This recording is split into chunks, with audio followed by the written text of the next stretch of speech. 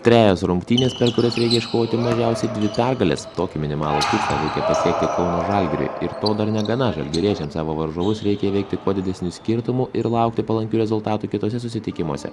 Vis dėlto Žalgirio krepšininkai ir treneriai vis dar tiki, kad šio sezono Eurolygoje ne vienos pergalės neiškovusi komanda gali šokti nuvažiuojant į top 16 traukinį. Skaičiau, kad daug kas serga, tai gal į naudą šiandien. Ne, tikrai. Ką galiu pasakyti, visi meta, visi bėga, dabar moka žaisti krepšinį daug kas. Gan bus sunku, dar kai pradėti nuo minuso reikia, norint patekti toliau, tai nebus lengva tikrai. Bet mūsų namų sienos turėtų būti mūsų ginklas, kaip sakė.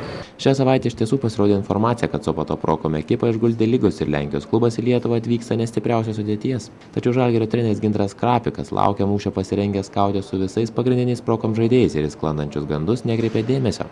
Ne viskas, kas parašyta, kartais atitinka tikrovę ir tai tikrai mūsų net palaiduos.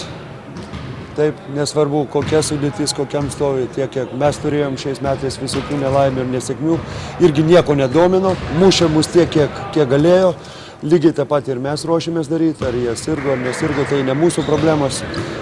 Pirmosiuose tarpusavio rungtynėse Lenkijoje, kurias žalgiriečiai pralaimėjo 5 taškų skirtumų, daugiausia problemų kėlė Prokom gynėjai Deividas Loganas ir Danielis Juingas. Vienas Žalgirio lyderių Jonas Mačiulis taip pat pabrėžė, kad svarbiausia sustabdyti varžovų judrius mažus žaidėjus ir atkirsti juos nuo priekinės linijos.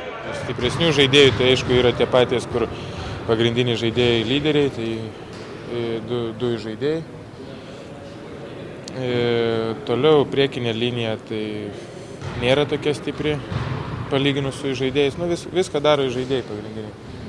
Visą tą žaidimą be jų ir ta priekinė linija griūna. Potencialų Žalgirio varžovai kelyje į top 16 Prokom ir Nansei Slug klubai lenkia kauniečius 2 pergalėmis, tačiau jų laukia sąlyginai stipresni priešininkai. Tuo tarpu Žalgiriui bus lemiamos būtent šios 2 rungtynės su minėtomis komandomis. Stasys Vaitonis, Kristina Karlonė, Paulius Štaras, Rytas LT.